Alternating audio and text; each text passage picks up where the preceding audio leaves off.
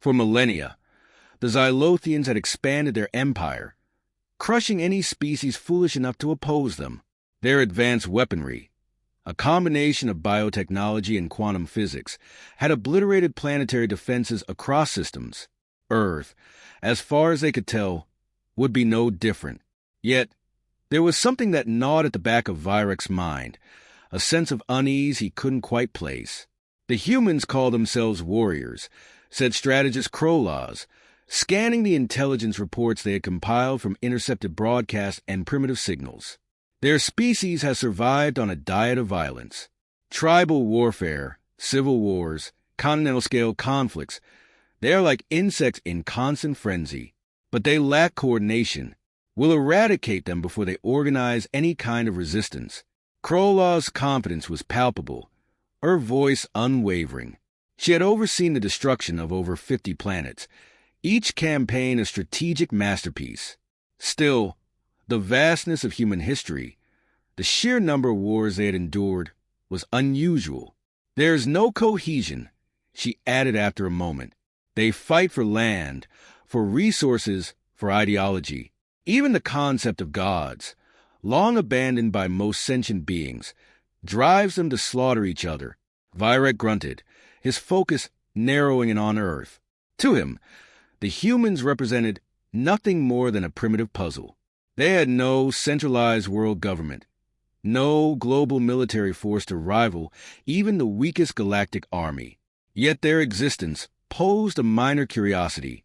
"We strike at dawn their time," Virek ordered, his voice booming.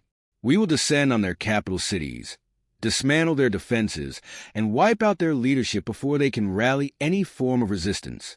By the end of the week, Earth will be nothing more than another vassal to the Xylothian Empire." The war council dispersed, each officer preparing for the inevitable invasion. The invasion fleet hovered in orbit, sleek and terrifying, their weapon systems primed and their pilots eager for the conquest. Virek stood alone in the war room, staring at the rotating image of Earth. For a moment, his mind wandered back to an old saying from his childhood, a cautionary tale about underestimating the weak. He shook it off. Humans were no more dangerous than the dozens of other species they had obliterated in the past.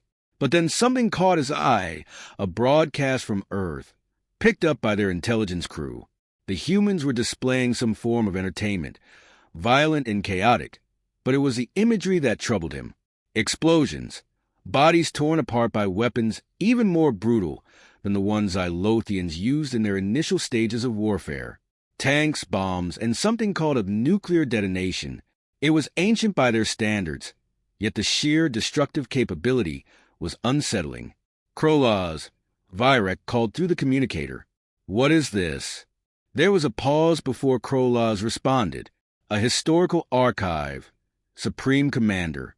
Their wars, primarily in the last few centuries. It seems they've been engaged in near-constant conflict." Virek frowned. "Constant conflict?" "Yes, sir. Their most destructive wars have taken place relatively recently. Millions upon millions of their kind slaughtered, in campaigns that stretched across continents. There's more. This World War. There were 2 of them. The second resulted in the detonation of a bomb that wiped entire cities off the map in an instant.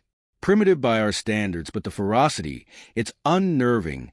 The Supreme Commander processed this information, his mandibles twitching in thought. How could a species on the brink of self-destruction continue to thrive? The concept was foreign to Xylothians. When they conquered, they annihilated the weaker species and imposed their order. There was no need for prolonged suffering or internal collapse. They've destroyed themselves countless times and yet continue to rebuild. Krolaz continued, her voice quieter now, as though contemplating the insanity of such a species. "Every time they fall, they rise again." Virek's mandibles clicked together once more, harder this time. "So they are resilient," he mused, still unconvinced. "Resilient and reckless. It changes nothing. They may have an appetite for war, but they lack the discipline we possess. This planet will fall like all the others."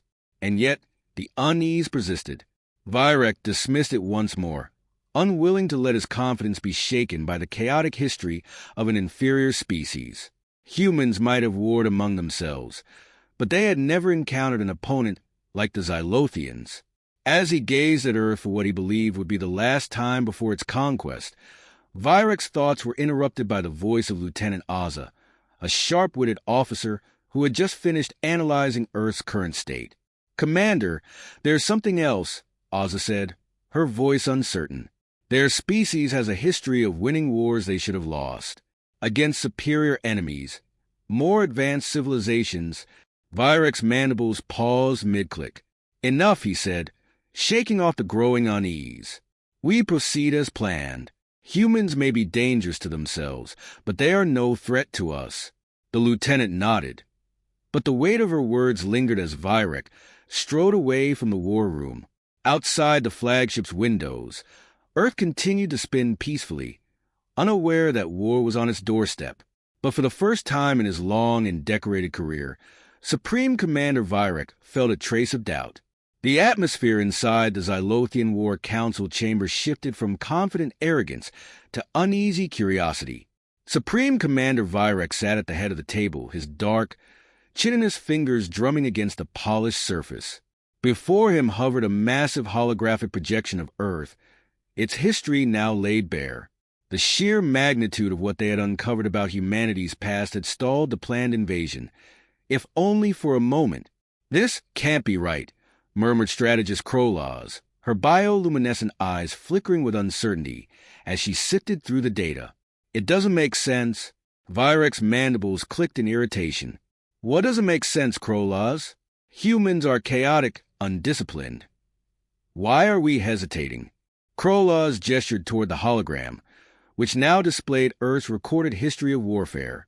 The list was long, impossibly long, with each conflict more destructive than the last.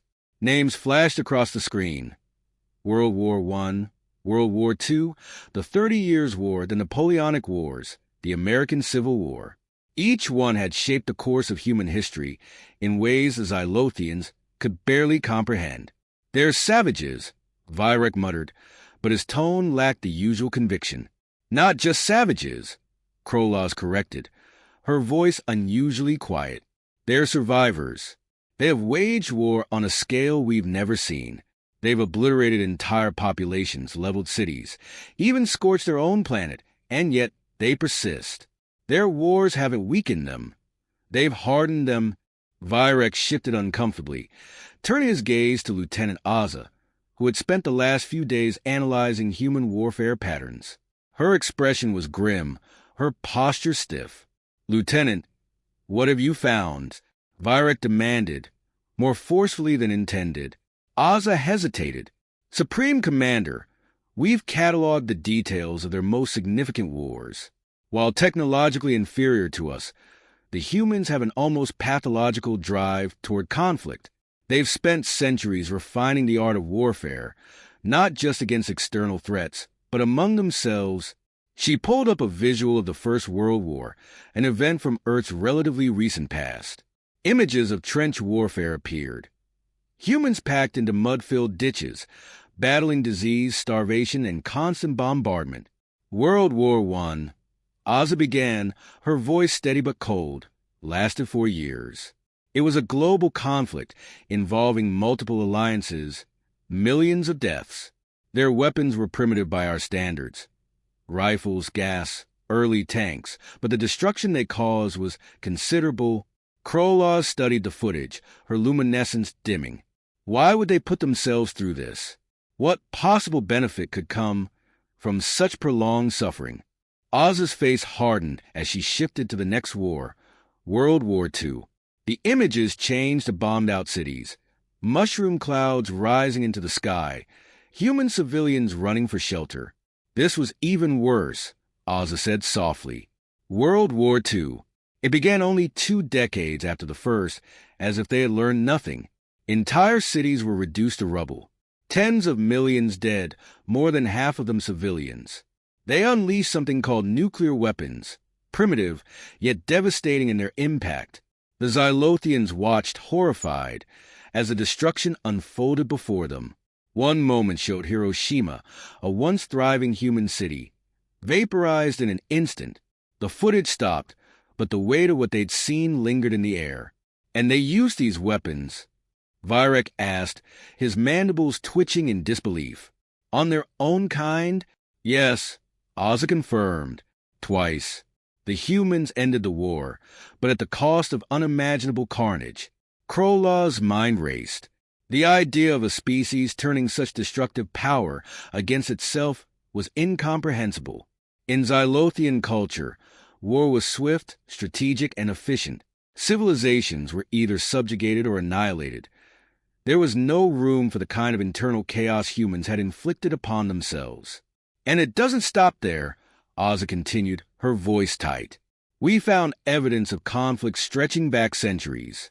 The 30 Years' War, fought over religion and politics, nearly tore an entire continent apart. The Napoleonic Wars, led by a single ambitious leader, spread war across the globe in an attempt to dominate Europe. Then there's the American Civil War, a brutal conflict where human fought human to determine the future of their nation.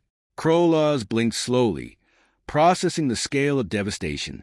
This Napoleon, she asked, what was his goal? Total conquest, Ozza replied. He sought to unify Europe under his rule, believing in his vision of order. But like all of them, he was eventually defeated. Vyrek rose from his seat, pacing slowly around the room. His posture betrayed none of his inner turmoil, but his mind was racing. He had underestimated these creatures, and it unnerved him. What kind of species could endure so much self-inflicted suffering and continue to thrive? To evolve, they are not like any other species we've encountered, Vyrek said at last, his voice low. Their capacity for destruction rivals even our most advanced weapons, and they've done it to themselves. They live in constant war, and yet they endure. Krolah's expression was unreadable as she responded. Perhaps we have misjudged them, Supreme Commander. If they've survived centuries of warfare, they may be more dangerous than we anticipated. Our technology is superior. Yes, but their resilience is unlike anything we've seen before. For the first time in his career, Vyrek felt a cold ripple of fear creep through his body. The Xylothians had faced technologically advanced enemies, but never a species so deeply immersed in conflict. To engage humans in battle might provoke a response they weren't prepared for, a war not of tactical precision but of sheer, relentless endurance, a war they might not win. The decision to invade should be reconsidered, Ozza suggested quietly, as though reading his thoughts. Vyrek stopped pacing, his gaze fixed on the spinning image of Earth. The planet seemed small, fragile, from this distance. But the truth was far more complex. Humans were not fragile. They were survivors, forged in the crucible of their own violence. He turned to face the council, his voice steady. We must rethink our strategy. These humans, they may be stronger than we imagined. The War Council sat in silence, the weight of humanity's history pressing down on them. For the first time, Supreme Commander Vyrek hesitated, unsure if they could win a war against a species that thrived on chaos. Supreme Commander Vyrek sat in silence, the tension in the Xylothian war chamber palpable. Around him, his officers were exchanging nervous glances, the usually calm and confident atmosphere now thick with uncertainty. The hollow projection of Earth still spun in the center of the room, but it no longer seemed as vulnerable as it had before. Instead, it now represented something dark, something dangerous, something the Xylothians had not anticipated. Strategist Krolah's broke the silence. Supreme Commander, we cannot proceed as planned, she said, her voice low but resolute. Humanity's history of warfare, their ability to survive repeated cataclysms of their own making, it poses a threat greater than we anticipated. Vyrek's mandibles twitched, his gaze fixated on the image of Earth. The Supreme Commander, the most celebrated military leader in Xylothian history, was known for his decisiveness. Yet now, faced with this unexpected revelation, he hesitated. It wasn't their weapons that concerned him. It was the humans themselves. How could a species that had spent so much of its existence in conflict continue to thrive? How could they keep rebuilding, even after such devastation? Krolaz continued, stepping closer to the hollow projection. They've survived wars that should have destroyed them. They have endured nuclear annihilation, global destruction, and civil unrest. If we attack them, they won't fight like other species we've conquered. They will retaliate with the ferocity of a species that knows nothing but war. Lieutenant Ozza stood next, her usually calm voice now laced with unease. Our intelligence has uncovered something else, she began, her fingers moving across the control panel to bring up a new image, a map of Earth's nuclear arsenals, scattered across various nations. These are not just historical weapons. They still possess enough nuclear firepower to annihilate themselves many times over. And if they feel threatened, they will use it. Virek's eyes narrowed, studying the map. Every continent seemed to be dotted with potential destruction. But it wasn't the weapons alone that unnerved him. It was the realization that humanity had survived after using them. The Xylothians had never faced a species that embraced its own self-destruction and came out stronger. And if we disable their nuclear capabilities, Virek asked, trying to steady his voice. Krolaz shook her head. It's not just about the weapons, Supreme Commander. It's their nature. Humans are unpredictable. They had been waging wars on themselves for centuries, but they always find a way to survive. They adapt. They endure. A silence settled over the room as the War Council processed the enormity of what they had learned. This was not a typical conquest, not a species that would crumble under superior technology and overwhelming firepower. If anything, the humans seem to thrive in the face of insurmountable odds. They will fight until the last of them falls, Ozza said quietly. And even then, their history tells us that some will rise from the ashes to fight again. Virek stood, his tall frame casting a shadow over the council table. His mind raced with calculations, scenarios of invasion and counter-invasion playing out in his head. Every potential victory now felt fragile, every possible defeat catastrophic. The humans were not to be underestimated. They were a force unlike any the Xylothians had ever encountered, a species whose very essence was forged in the fires of endless war. The risks, Virek muttered, half to himself, are far greater than the rewards. Krolaz nodded, her bioluminescent eyes narrowing. Supreme Commander, we must consider the possibility that this species is too dangerous to engage directly. If we invade, it could trigger a conflict that spirals beyond our control, a conflict we might not survive. It was a shocking admission from Krolaz, the most accomplished strategist in the Empire. But Virek knew she was right. The humans had faced extinction before, and each time, they had clawed their way back, more determined and more dangerous than before. To provoke them would be to awaken a sleeping giant, one that fought with the desperation of a species on the edge. We have defeated countless civilizations, Virek said, his voice quieter now, but none like this.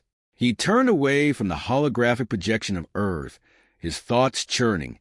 The Xylothians had always been the aggressors, always the conquerors. Yet here, they had encountered something alien to them. Not the technology or culture of the humans, but their relentless spirit. This was a species that didn't fear war. They embraced it. The invasion is off, Virek finally declared, his voice echoing through the chamber. We will not attack. Order the fleet to disengage from Earth's orbit. We leave immediately. A murmur of relief swept through the council. The officers, though skilled in warfare, had felt the growing dread that came with understanding humanity's dark history. A full-scale war with the humans could lead to a prolonged, costly conflict that no one could predict the outcome of. It wasn't cowardice that led to the decision to flee. It was survival. As the council prepared to carry out Virek's orders, the Supreme Commander lingered by the window, staring out at the distant blue planet. Earth, once a simple target for conquest, now loomed in his mind as an enigma. The humans were not to be toyed with, not like the other species they had crushed under their might. Lieutenant Ozza approached him, her tone respectful but cautious. Sir, do you believe they will ever know we were here? Virek's mandibles clicked together thoughtfully. Perhaps, perhaps not. But one thing is certain, Lieutenant. They will know we chose not to fight. He glanced one last time at the swirling clouds of Earth before turning away. These humans, they are far more dangerous than we ever imagined. As the Xylothian fleet quietly slipped out of Earth's orbit, leaving no trace of their presence, the humans continued their lives below, unaware that their history, marked by bloodshed and survival, had saved them from a far more advanced invader. And though they would never know it, the humans had won yet another war, one they didn't even know had been fought.